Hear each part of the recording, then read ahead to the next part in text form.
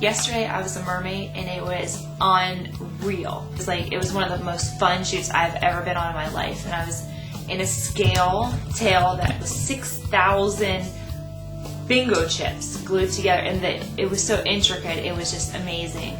And to be laced up like it, you know, in the back it was like a corset, but it went up all the way to my waist. Working with Nia was definitely an experience. She's the only photographer I've ever worked with that is creating more of the artistic vision, so to speak.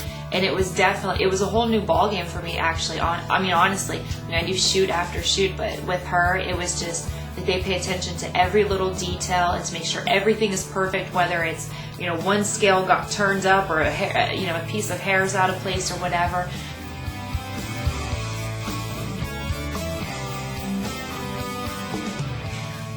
What was it like to work with a Playboy model? Exciting. I'm not gonna try to cover that one. It was very exciting, and I'm happy that I had the opportunity, and I might be hooked now. When you hear Playboy model, certain things come to mind. So upon meeting Lisa, I was very pleasantly surprised and happy to find out that she was just a wonderful, delightful person to work with, very professional, very patient, and very genuine in her personality.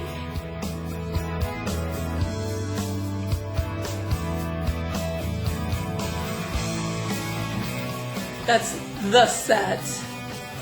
I had to simplify it considerably to make it so that it's focusing more on Lisa, more on the outfit, and less on what's going on in the background. And also, I decided with this that I want, since she doesn't have anything real conceptual or dreamy or ethereal in her portfolio, I'm going to add some texture in and create more of a work of art rather than just the mermaid picture. So there's going to be a lot of post-production work on this.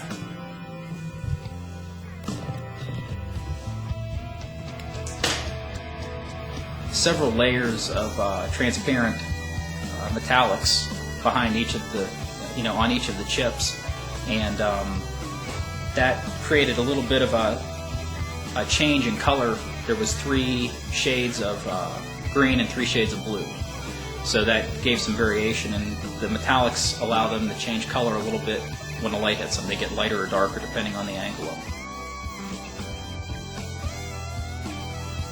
So my legs became one, so to speak. I became, a mermaid, and it was the coolest thing. And it was a little weird at times, though, because people had to lift me up and put me down. And but it was just the whole experience was just outstanding. It was something like I'll never forget, and the makeup was very artistic, and the hair. So I didn't even really look like me, which is good because you take on this whole other, being a mermaid. So it was really fun. I liked flapping the fin. That was really fun. So the whole thing was awesome.